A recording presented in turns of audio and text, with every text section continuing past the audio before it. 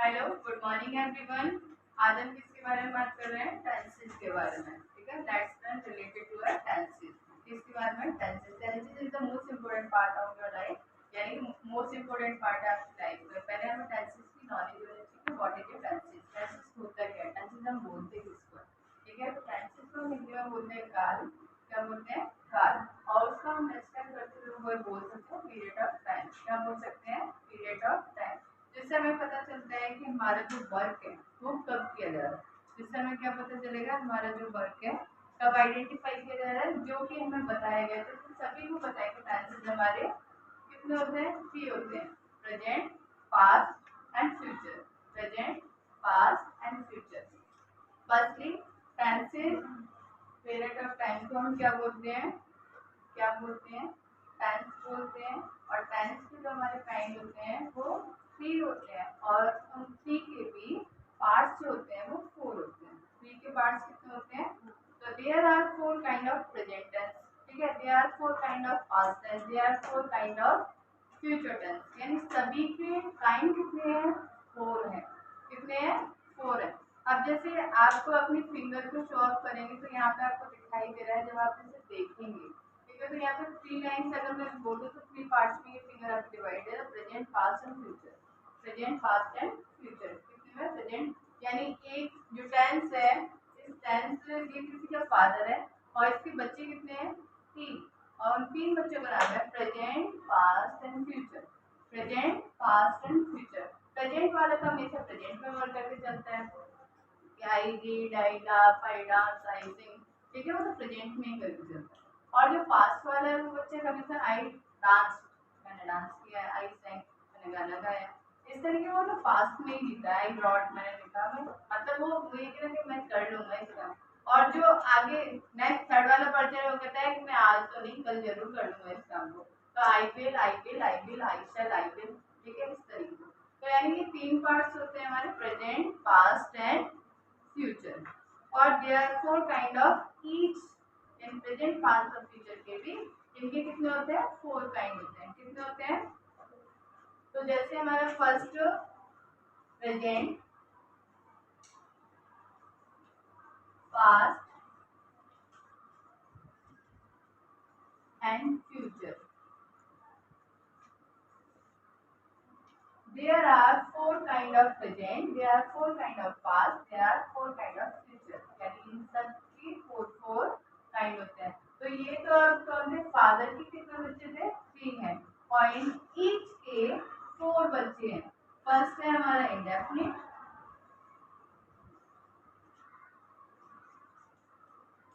Second one है continuous, next one है perfect, और last one is perfect continuous.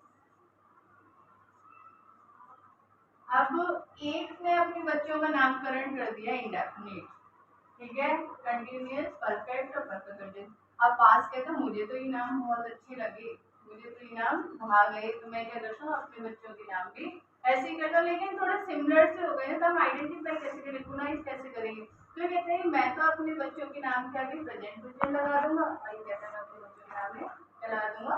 Past. अब ये दोनों भाई जब सिमिलर हो गए तो ये कहाँ से अलग रहेंगे? तो ये कहता है मैं भी ऐसे ही करूंगा, मैं भी अपने बच्चों के नाम फ्यूचर के साथ ही ऐड कर दूंगा। क्लियर? आई होप कि आपको समझ में आया होगा कि हमारे जो टेंसेस होते हैं वो 3 होते हैं, उनके काइंड हमारे 4 होते हैं। टेंसेस हमारे 3 होते हैं, और इसके पार्ट्स जो होते हैं, काइंड होते हैं, वो कितने होते हैं? 3 होते हैं। ठीक है, सॉरी 4 होते हैं। Indefinite, present indefinite, present continuous, present perfect, present perfect continuous. Past indefinite, past continuous, past perfect, past perfect continuous. उसी तरह फ्यूचर भी कहा जाते हैं, future indefinite, future continuous, future perfect और फ्यूचर परफेक्ट कंटीन्यूअस। क्लियर? तो ये फर्स्टली तो आपको नेम पता होना चाहिए इन सब के। अब रिकॉग्नाइजेशन क्या करेंगे? तो एक एक पार्ट्स को, यानी एक एक टेंस को हम क्लियर कर जाएंगे। इसको एक एक टेंस को, जैसे मैं आगे सिंपली बताऊं कि यदि मैं प्रेजेंट इंडेफिनिट की बात करूंगी या सिंपल किसी भी टेंस के बारे में बात करूंगी, तो इसमें क्या है? It has habitual action. याद रखना, इंडेफिनिट टेंस हमेशा हैबिचुअल एक्शन को दर्शाता है, हैबिचुअल एक्शन के बारे में बताएगा। लेकिन ये कंटीन्यूअस क्या करता है? हमारा कंटेन्स tells about the action that are going on. जो एक्शन हमारा क्या कहता है, गोइंग ऑन होता है। और ये हमारा हैबिचुअल एक्शन को शो ऑफ करता है। ठीक है, habitual action and going on. और परफेक्ट से तो आपके क्लियर समझ में आ रहा होगा कि जो एक्शन हमारा क्या होगा, अगर जो एक्शन हमारा ऑलरेडी डन हो चुका होगा। It tells about the action that happen in the past या फ्यूचर या प्रेजेंट। यानी जो किसमें हो गया, प्रेजेंट पास्ट फ्यूचर के अकॉर्डिंग, जिसमें अकॉर्डिंग टू टाइम के अकॉर्डिंग कंप्लीट हो चुका। और परफेक्ट कंटिन्यूअस क्या कहता है, परफेक्ट कंटिन्यूअस कहता है tells about the action that began in the past and continuous in the present. ये हमारे क्या होते हैं, कुछ टेंसेस के फॉर्मेशन होते हैं प्रेजेंट के अकॉर्डिंग। उसी के अकॉर्डिंग मैंने बताया कि ये हैबिचुअल एक्शन को शो ऑफ करेगा। हैबिचुअल कि गो टू स्कूल, वह स्कूल जाता है। My father goes to office, my father क्या जाते हैं, ऑफिस जाते हैं। ठीक है, आई टीच, मैं हमेशा पढ़ाता हूँ, आई टीच। ठीक है, हमेशा, हमेशा भी तो नहीं, आई टीच, मैं पढ़ाती हूँ और आज भी पढ़ा रही हूँ, कल भी पढ़ाऊंगी। ठीक है, तो वो क्या है, हैबिचुअल एक्शन है कि मैंने जो काम आज किया वो मैं कल भी करूँगी। और परफेक्ट मतलब जो काम मैं पढ़ा चुकी तो वो परफेक्ट हो गया। ठीक है, आई हैव टॉट, जो मैं क्या किया, मैं पढ़ाती हूँ तो वो मैंने डन कर दिया। और मैं अगर उसे कंटिन्यूटी में रख रही होंगी तो मैंने बोला आई हैव बीन रीडिंग या आई हैव बीन टीचिंग फिर सिंस 2 o'clock। ठीक है, तो मैंने परफेक्ट या for hour, two for 2 hour. तो यानी फॉर हम लगाते हैं जो फिक्स नहीं होता, 2 घंटे से, कौन से 2 घंटे से ये लोग पता नहीं, लेकिन वो कंटिन्यूटी में कोई काम कर रहे हैं जहाँ पर सिंस लगा देते हैं। इसका मतलब ये 2 बजे से 3 बजे से 4 बजे से कल से परसों से जो फिक्स करते हैं उसके लिए सिंस लगा। तो ये तो एक जनरली एक बेसिक नॉलेज हो गई, ये होता क्या। आज हम पढ़ेंगे प्रेजेंट इंडेफिनिट टेंस के बारे में। और regularly we will discuss about related to a each kind। हम इनके सब काइंड्स के बारे में डिटेल में पढ़ेंगे। तो टुडेज टॉपिक ये टेंसेस का हम कौन सा पार्ट पढ़ेंगे, प्रेजेंट। और प्रेजेंट में हम जाएंगे इंडेफिनिट टेंस को।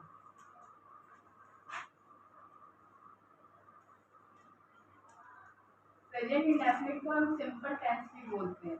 क्या बोलते हैं, सिंपल टेंस, यानी साधारण, जिसमें हमारे एक रूल होता है क्या, सब्जेक्ट, जिसे हम आइडेंटिफाई करेंगे। फर्स्टली हमने क्या पढ़ा था, एक तो हमारा हैबिचुअल एक्शन होता है, सेकंड वन हमारा होता है रूटीन वर्क, एक होता है हमारा यूनिवर्सल ट्रूथ।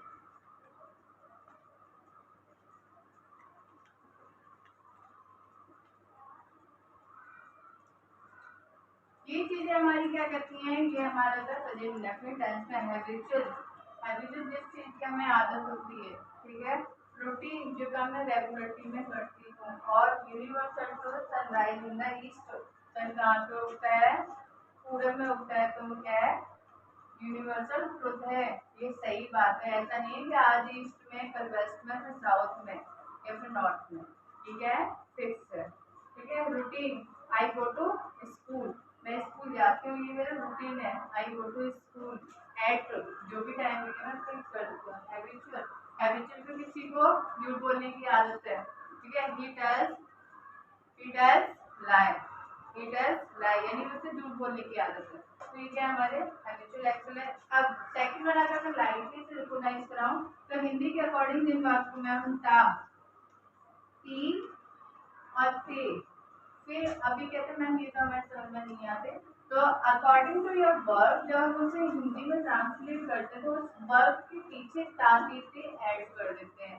कैसे, जैसे मैंने सपोज दैट लिखा रीड, क्या लिखा, रीड, तो इसका मीन जब हम प्रेजेंट टेंस में यूज करेंगे तो इसका मीन है पढ़ता। क्या लिखा, पढ़ता। अगर मैंने यहाँ पे लिखा स्लीप, तो स्लीप मीन्स क्या होता है, सोना। और अगर मैं ये प्रेजेंट टेंस में पुट करती हूँ तो इसका मीन होता है सोता। उसी तरह से मैंने लिखा लिसन, लिसन मीन्स क्या होता है, सुनना। और अगर मैंने इसे प्रेजेंट टेंस में पुट किया तो इसका मीन सुनता। ठीक है, तो how to put in a sentence, किस तरीके से यूज करेंगे हम, तो आपको याद में हैबिचुअल, यूनिवर्सल, रूटीन, ये हमारी सारी चीजें में होती है, प्रेजेंट इंडेफिनिट टेंस में होती है। और अगर फिर भी किसी को याद नहीं तो जिन वर्ब को टेंस में साथ ही आता है वो भी प्रेजेंट इंडेफिनिट टेंस कहलाता है। जिसके लिए हम बनाते समय में वर्ब याद रखना होता है सब्जेक्ट प्लस वर्ब की first form plus object. How to use? He goes to temple mean, अगर मैं इसे ट्रांसलेट करती हूँ तो वह मंदिर जाता, क्या हो गया? जाता है। अब इसे पुट करते समय ये भी याद रखो कि वह स्कूल या मंदिर जाता है। ये सेंटेंस है। जब हम इसे इंग्लिश में ट्रांसलेट करेंगे तो फर्स्टली इसको हम फर्स्ट नंबर पे रखते हैं, सेकंड वन जो थर्ड नंबर पे वर्ब लिखा हुआ है उसे सेकंड नंबर पर पुट करते हैं। देन हम ऑब्जेक्ट को लगाते हैं और इसमें is are am was verb को नहीं लगाते। इसमें is are am was verb क्यों नहीं लगाया जाता? क्योंकि इन द लास्ट हमें ता वर्ड दिखाई दे रहा है, टी वर्ड दिखाई दे रहा है, टी वर्ड दिखाई दे रहा है, इसलिए हम इज आर एम नहीं लगाएंगे। मोस्टली लोगों को क्या है, इज आर एम लगा रहे हैं, he is going to, he is going to, इस तरीके से तो रॉन्ग होगा। यहाँ पे इजारम का कोई भी रोल नहीं होता, इन सेंटेंस में इजारम को नहीं लगाया जाता। फर्स्टली नोट डाउन कि प्रेजेंट इंडेफिनिट टेंस में कभी भी इजारम नहीं लगाया जाता। कोई भी वी वर्ब नहीं पुट की जाती, वी वर्ब पुट नहीं की जाती है। आपको याद रखना है वी वर्ब यानी इजारम, वॉज वर्ब, हैजर जो भी वी वर्ब होती है। वी वर्ब हमारी कौन सी है? इजारम और वॉज वर्ब। ये हमारी क्या होती है? विल और शैल, ये सारी हमारी वी वर्ब है जिनको इन सेंटेंस में पुट नहीं किया जाता। बात क्लियर हो गई? सेकंड थिंग, अब यहाँ पे अगर इन सेंटेंस को, अब मैं एक और एग्जांपल देती हूँ, मैं पढ़ाता हूँ। अब मैंने हिंदी के अकॉर्डिंग भी आपको क्लियर कर दिया कि है हूँ को हमें जो नहीं है सबसे पहले उसे हटा दो, कि हमें इसे तो लगाना ही नहीं है।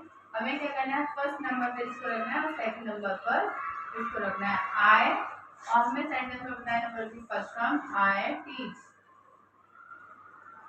इसका मीन मैं पढ़ाता हूँ। तो आपको मैम हूँ की स्पेल तो आएगी, तो रिमेंबर हमें इसमें इजारम तो पुट नहीं करना है। ये पूरा सेंस ही हमें दे रहा है कि जब हम प्रेजेंट टेंस में इनको यूज करते हैं वर्ब की फर्स्ट फॉर्म को लगाते हैं तो इन सेंस पढ़ता ताकि देख के अकॉर्डिंग हम सेंस निकालते हैं और हम स्पेलिंग नहीं होती, यही फॉर्म कंप्लीट करते हैं। क्लियर? नेक्स्ट वन, जैसे मैंने बोला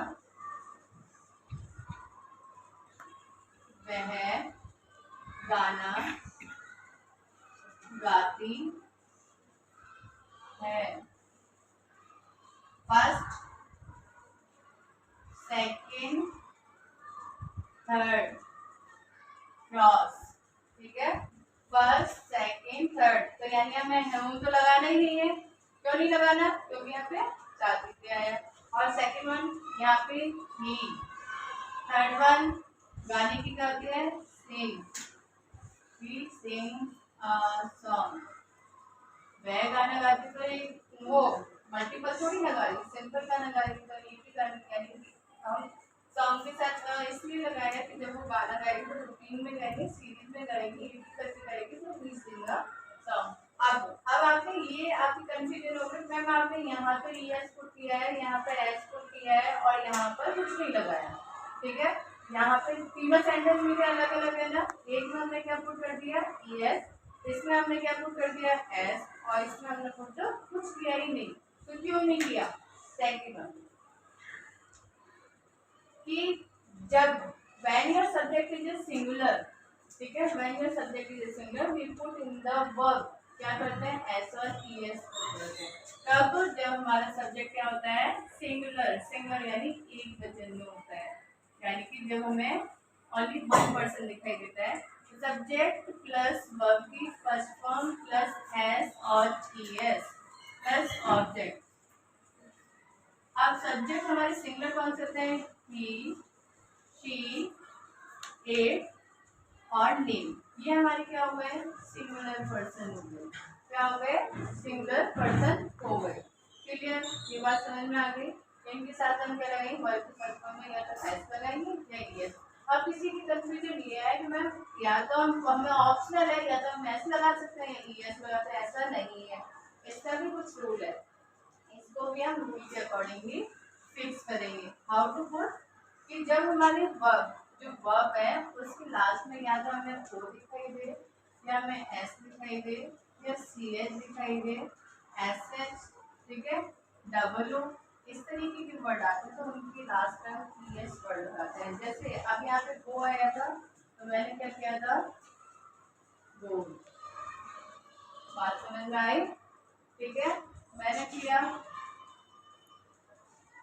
तो आपने सिंगल प्लूरल वर्ब पढ़े होंगे जिनके पीछे हमारा s, double s, t s, s s, double o ये वर्ड आते हैं तो उनके पीछे हम क्या लगाते हैं, ई एस लगाएंगे, बाकी सबके साथ हम क्या लगाएंगे, एस लगाएंगे, ठीक है। अब राइट, अब राइट में इनमें से कोई वर्ड है नहीं है तो हम यहाँ पे क्या लगाएंगे, राइट्स पुट करेंगे यानी एस पुट करेंगे। Clear, clear. तो आपको इसके लिए क्या याद रखना है, इसको याद रखना है कि न्यू वर्ड आएंगे पीछे, ये अल्फाबेट हमारे यहाँ पे लेटर्स आते हैं तो हम उनके पीछे एस पुट करेंगे, अदरवाइज हम एस पुट करेंगे। नेक्स्ट, आई होप कि आपको ये भी क्लियर हो गया हो कि कहाँ पे हमें एस लगाना है और कहाँ पे हमें ई एस लगाना है, कहाँ पे हम एस लेके चलेंगे और कहाँ पे हम ई एस लगाएंगे, कोई दिक्कत हो तो बताएं। तो जैसे बी, अब मैंने डेली रूटीन वर्क क्या होता है, B brush are teeth, daily करते हो ना, ब्रश डेली करते हो ना, आप थोड़ा रिमाइंड करें, ब्रश हम डेली करते हैं, वी टेक बाथ हम डेली नहाते हैं, ठीक है। डेली डेली रूटीन वर्क जो हम करते हैं वो हमारे प्रेजेंट इंडेफिनिट टेंस होते हैं। Daily routine work, habitual work जिससे तुम आती हो, जिसकी आदत है आपको, और जो हमेशा सत्य है जो बात, वो भी हमारे प्रेजेंट इंडेफिनिट टेंस में ही लगाई जाती है। कोई दिक्कत? सिंगुलर वर्ब में, सिंगुलर में हम वर्ब के फर्स्ट फॉर्म में क्या लगा रहे थे, एस और ई एस लगा रहे थे, लेकिन प्लूरल में जस्ट हम क्या करेंगे, उसको हम एज ही पुट कर देंगे। प्लूरल में हमें कुछ भी लगाने की जरूरत नहीं है। प्लूरल हमारे पर्सन हमारे कौन से थे, यू, वी, दे और मोर देन वन, यानी ये हमारे क्या हो गए, प्लूरल हुए। और प्लूरल में हमें क्या नहीं पुट करना है, एस और एस नहीं लगाने। जैसे मैंने बोला यू go to school, अब tell me which is correct, you goes to school, which is correct, first one या second,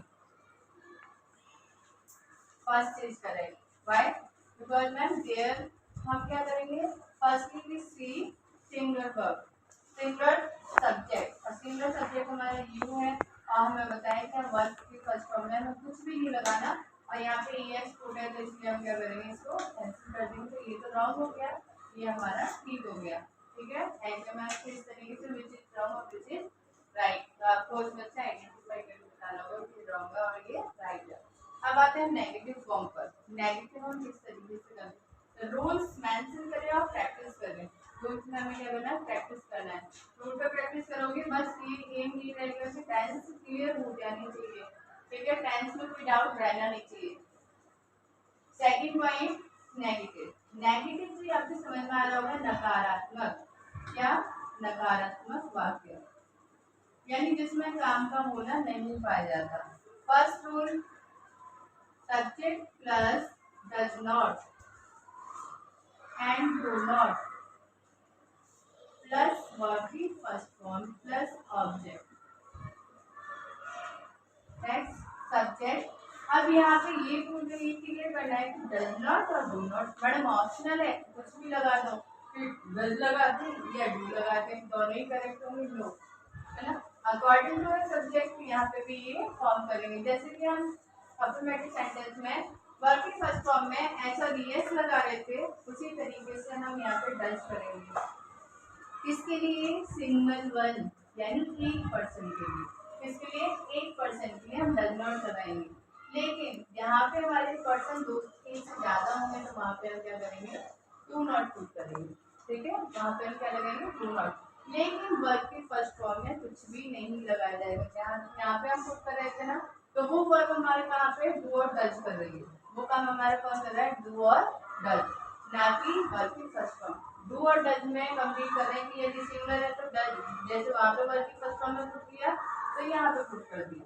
यहाँ पे हम कुछ नहीं लगा रहे थे तो डू में हम कुछ नहीं लगा रहे, डू वर्ब पुट कर रहे हैं ना यहाँ पर, डू वर्ब लगा रहे हैं। डू वर्ब में यहाँ पे जब सिंगल प्लूरल से क्या कर रहे हैं, डज, और प्लूरल होने पर हम क्या लगा रहे हैं, डू।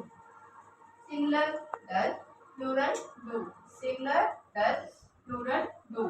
तो माइंड में फीड हो जाना चाहिए अच्छे से कि सिंगुलर में हमें डज ही लगा रहे हैं, लेकिन वर्ब की फर्स्ट फॉर्म को नहीं छेड़ना है। जैसे sentence he does not sing a song, वह गाना नहीं गाता है, नहीं गाता तो नहीं गाता, जबरदस्ती थोड़ी ना मार्केट में गाना गा गा गा ऐसे थोड़ी ना, तो नहीं गा रहा। तो यहाँ पे हमने देखा, आपने सेंटेंस में हमने यहाँ पे क्या लगा दिया, डज लगा दिया। देखिए इस वर्ब की फर्स्ट फॉर्म में हमने कुछ भी पुट नहीं किया, जैसी थी वैसी रेगुलर वर्ब की तरह हमने पुट कर दिया। ठीक है, next, you do not read a book. अब नहीं आती तो नहीं आती ना, नहीं पढ़ता तो नहीं पढ़ता। यू डू नॉट, ये यू हमारा क्या है, प्लूरल है, मोर देन है, तो यहाँ पे हमने क्या लगा दिया, डू लगा दिया, और ये हमारा सिंगल का हमने यहाँ पे डज लगा दिया। लेकिन यहाँ पे हमारी जो वर्ब है, verb as it regular verb में ही आई है, उसमें किसी भी तरीके का कोई भी ऑप्शनल वर्ड नहीं पुट किया गया है। कोई दिक्कत, सबके समझ में आ गया, कोई दिक्कत नहीं आता। गॉट इट और not, got it. Next, last one, according to present indefinite tense, last हमारा होता है इंट्रोगेटिव। इंट्रोगेटिव टेंस होता है एनीवन आस्क एनी क्वेश्चन, आपसे कुछ जानना चाहता है, do you read, do you love, do you sing, do you slip, इस तरीके से सेंटेंस, यानी कि ये भी हमारे दो तरीके से होते हैं। एक होता है यस और नो में रिप्लाई करना, यदि मैं पूछूं do you read, yes I read, do you slip, yes I slip, जो भी है तो यस और नो में नो आई लगा के, और आई do not, I does not, जो भी है उसमें नॉट लगा के क्लियर कर देंगे। मैंने एक काम नहीं किया, और किया है तो किया है। ठीक है, जैसे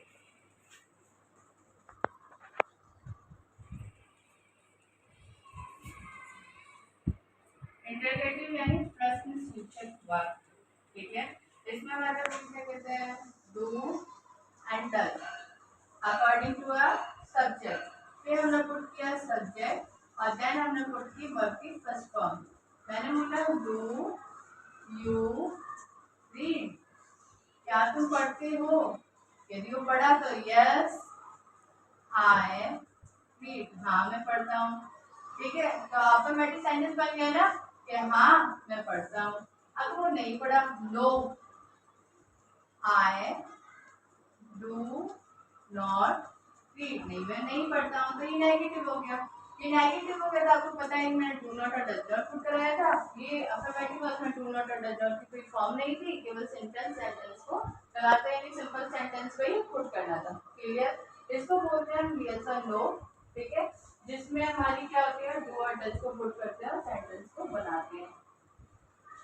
और इन द लास्ट आपको पता है इंट्रोगेटिव सेंटेंस में हमेशा क्वेश्चन मार्क होता है। जो डबल लास्ट, इस वीडियो का लास्ट क्वेश्चन है, लास्ट हमारा है कि एक होता है हमारा क्वेश्चन वर्ड, WH वर्ड। ठीक है, यानी कि क्वेश्चन वर्ड, फिर देन हमारा होता है डू और डज, लास्ट वन हमारा होता है डू और डज के बाद सब्जेक्ट, फिर हमारा होता है वर्ब की फर्स्ट फॉर्म, और फिर हमारा होता है ऑब्जेक्ट। अब आपको ये सेंटेंस दिखाई दे रहा है, ये स्ट्रक्चर दिखाई दे रहा है ना, तो इसका सेंस हम निकालते हैं। क्या तुम पढ़ते हो, क्या तुम खाते हो, क्या तुम सोते हो, क्या तुम रोते हो, क्या वर्ड हमारा पहले पुट होता है तब हम डू और डज को पहले लगाते हैं।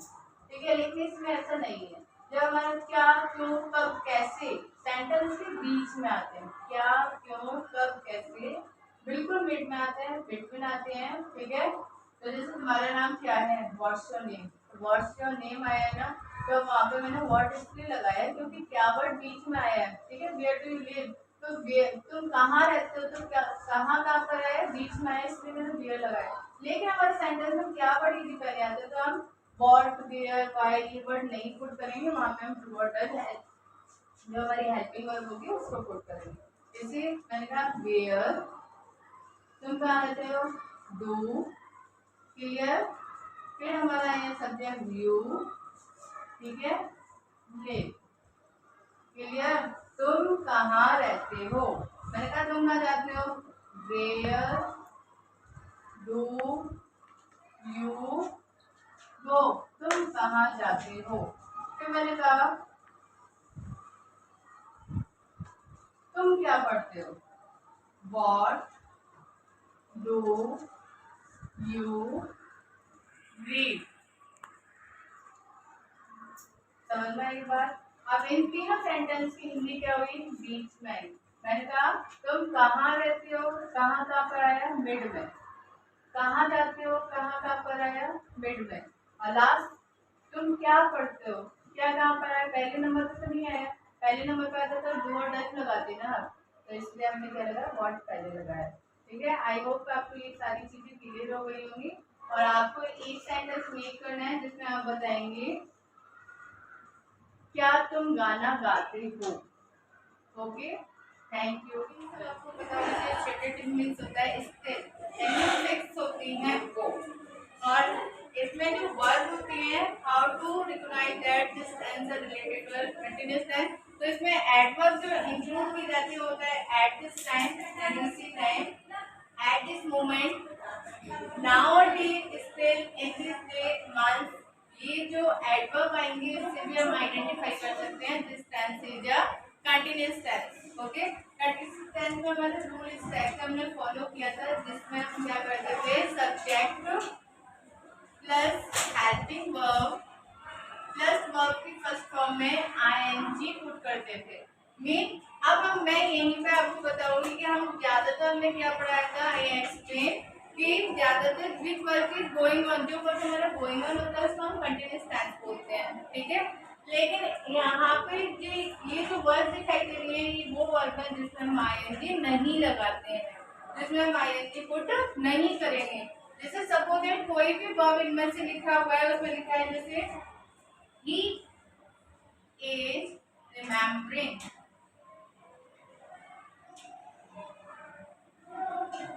ओके। मैंने यहाँ पे क्या करते हैं, he is remembering, remembering, और जैसे मैंने आपको यहाँ पे बताया था remembering you nowadays, you now day। एक तो हम इससे ये जो वर्ब है, ये हमारी वर्ब क्या है, एडवर्ब यहाँ पे इंक्लूडेड है फर्स्ट। और हमने एडजेक्टिव वर्ब के अकॉर्डिंग पढ़ा है कि यदि रिमेम्बर वर्ब आएगा, रिमेम्बर में हम क्या वर्ब पुट नहीं करेंगे, आईएनजी नहीं लगाएंगे। बट मैम आपने यहाँ पे तो पुट किया है, अगर इसमें एरर फाइंड करेंगे तो हम एरर फाइंड करते समय इसे सेटल कर देंगे। क्यों, क्योंकि रिमेम्बर में आईएनजी पुट नहीं किया जाता है, आईएनजी पुट नहीं करेंगे। लाइक नो, तो ही इज नोइंग मी, वह मुझे जानती है, वह मुझे जान रही है। तो यहाँ पे जिस सेंटेंस में आपको आईएनजी पुट करेगा, वहां पे क्या होगा, वो सेंटेंस रॉन्ग होगा। Understand, understanding wrong, remember, remembering wrong, forget, forgetting wrong, recognise, recognising wrong, doubt, doubting, ING put नहीं करना है। Contain, containing wrong, make, involve, involving, love, loving, like, liking, see, seeing, taste, tasting, hate, hating, please। इन वर्डों में, इन words में हम ING put नहीं करते हैं। और भी वर्ब होते हैं जैसे ओन है, ट्रस्ट है, कॉजेज है, फील है, हियर है, सी है, ये वर्ड यानी कि हमारे सेंस ऑर्गन जितने भी होते हैं हम उनमें पुट नहीं करते। How many sense organ do you have, 5। Causes see, eye to see, hear, hearing नहीं करेंगे, सीइंग नहीं करेंगे, टेस्टिंग नहीं करेंगे। ठीक है, तो हमें इनमें क्या पुट नहीं करना, आईएनजी पुट नहीं करना है। यदि आपको इंसर्टेड वर्ब में आईएनजी वर्ब दिखाई देता है तो आप उसे करेक्शन करने के लिए उनको हटा देंगे। क्लियर, ये बात समझ में आई सबके। यानी कि रिमेम्बरिंग यू नाउअडेज, वो आजकल तुम्हें पहचान रही है ना, इन दिनों में वो तुम्हें पहचान रही है, नाउअडेज या in this day, in this month, इस तरीके से आया। तो आपको इन वर्ड से एडवर्ब जो लिखा है उससे भी आपको पता चल जाएगा ये कंटीन्यूअस टेंस है। और यदि इनमें आईएनजी पुट हो रहा है तो आपको करेक्शन करते समय आईएनजी नहीं लगाना है। तो रिपीट कर देते हैं इन वर्ब को एक और, अगर हमारा ये टेंस परफेक्ट कंटीन्यूअस में भी होता, अगर ये टेंस परफेक्ट कंटीन्यूअस में, परफेक्ट टेंस में क्या होता, कैसे कि यदि हमारा हैज हैव बीन के साथ अगर ये वर्ब लिखे होते तो भी हम इनमें आईएनजी पुट नहीं करते। मैं देख रहा हूँ, मैं देख रहा हूँ इन दिनों में, है ना, या उन दिनों में। तो आपने देखा कि यहाँ पे सी लिखा हुआ है और सी में आईएनजी पुट किया है, जिसको हमने कंटीन्यूअस वर्ब बना दिया है। और जैसे कि हमने इन वर्ब के अकॉर्डिंग आईएनजी पुट किया, तो आईएनजी पुट करने के बाद हम क्या करेंगे, ये सेंटेंस हमारा रॉन्ग हो जाएगा, क्योंकि ये हमारा सेंस ऑर्गन है और सेंस ऑर्गन में कभी भी आईएनजी पुट नहीं किया जाता है। क्लियर? और इन वर्ब को हम क्या कहते हैं, कौन सी वर्ब कहते हैं, स्ट्रेटिव वर्ब। स्ट्रेटिव वर्ब में फिक्स, स्थिर, जो कि स्थिर होती है, जो अपने फॉर्म में वो अपने पाई जाती है, जैसे कि जिस स्ट्रक्चर में दिया जाता है। समझ में आई? जैसे मैंने लाइक लव वांट टेस्ट, ये सारे वर्ड आए, desire wish hate please displease, ये सारे ही वर्ड आपको याद रखने हैं कि इनमें हमें जब आप कंटीन्यूअस टेंस में चेंज करेंगे तो हमें इन्हें बनाते समय क्या नहीं करना, आईएनजी पुट नहीं करना है। तो कंटीन्यूअस में एक सिंपली रूप बता दिया कि हमें यदि आईएनजी लगा दिया, अगर हमें सिंपली बनाना है, I am going, I am meeting, I am laughing, I am singing, I am testing, तो which is wrong, testing, ING लगा दिया। I am singing, I am dancing, I am completing, तो कंप्लीटिंग, तो वो तो कौन सा वर्ब हो गया, स्ट्रेटिव हो गया, तो उसमें भी आईएनजी नहीं आएगा। आई एम प्लीजिंग, प्लीजिंग, तो सुनने में भी थोड़ा ऑड से नहीं लग रहा, जब हमें ये जब जैसे ही क्लिक होगा माइंड में, हम उससे वैसे ही करेक्ट करेंगे। जैसे मैंने आपको सेंटेंस बोला, I know her now, I knowing her now. अब आपको करेक्ट करना है इस सेंटेंस को, आई एम नोइंग, मैंने अभी लिखा है यहाँ पे सेंटेंस, आई एम नोइंग, तो यहाँ पे सेंटेंस में क्या गलत है, क्या रॉन्ग है, आपको क्या फाइंड करना है कि इसमें क्या रॉन्ग किया गया है। जैसे हम इसे करेक्ट कैसे करेंगे, तो हम इसे करेक्ट करते समय क्या करेंगे, I know her now. Clear? और थोड़े से example, I am satisfying you, I am satisfying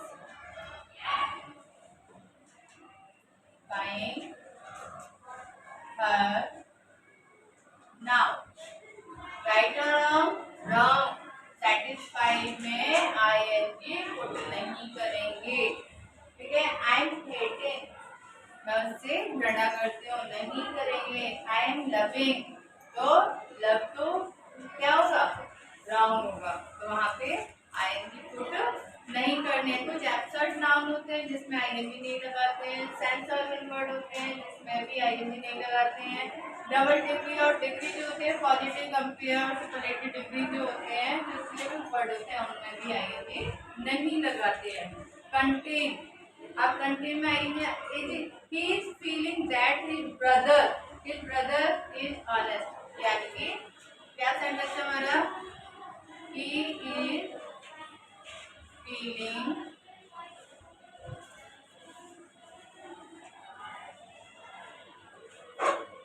his brother is honest. What is wrong? इस सेंटेंस में क्या गलत है, इस सेंटेंस में क्या गलत होगा, तो he feels, उसने महसूस किया, he feels his brother is honest, इसे आप कैसे करेक्ट करेंगे, he feels his brother is honest, क्योंकि फीलिंग में आईएनजी नहीं लगाना है, फील में आईएनजी पुट नहीं करना है। तो इन वर्डों से आपको क्या करना है, फील, याद रखना कि इन वर्डों में आईएनजी नहीं लगाता। लेकिन इसमें एक क्रॉस वर्ड है, या यदि फील को हम हेल्प के साथ इंक्लूड करते हैं, ठीक है, लेकिन आपको ये वर्ड, लेकिन फील को हम हेल्प के साथ लगाएंगे ना, तो वहाँ पे हम आईएनजी कंटिन्यूस में और परफेक्ट कंटिन्यूस में भी बनाएंगे। यदि हम फील को हेल्प के साथ इंक्लूड करेंगे जैसे मैंने आपको बोला he is feeling better, he is feeling better, his eye surgery, यानी आई सर्जरी के होने के बाद उसे अच्छा लग रहा है। तो आई सर्जरी हमारी हेल्थ से रिलेटेड है, तो यहाँ पे मैंने फील वर्ड इंक्लूड किया, तो वो हमारे क्या हो गया, हेल्थ से रिलेटेड। जहाँ पे फील को हम हेल्थ से इंक्लूड करेंगे तो आप कंटिन्यूस में भी बनाएंगे और परफेक्ट कंटिन्यूस में भी बनाएंगे। लेकिन जब आप इसी के ओनली कंटिन्यूस टेंस के अकॉर्डिंग सिंपली वर्ड में जैसे लाइक दिस सेंटेंस आप पुट कर रहे हैं, तो आप वहाँ पे आईएनजी पुट नहीं करेंगे। तो आपके लिए एक वर्ड है ही इज हियरिंग अ साउंड, पीता is hearing a sound, correct.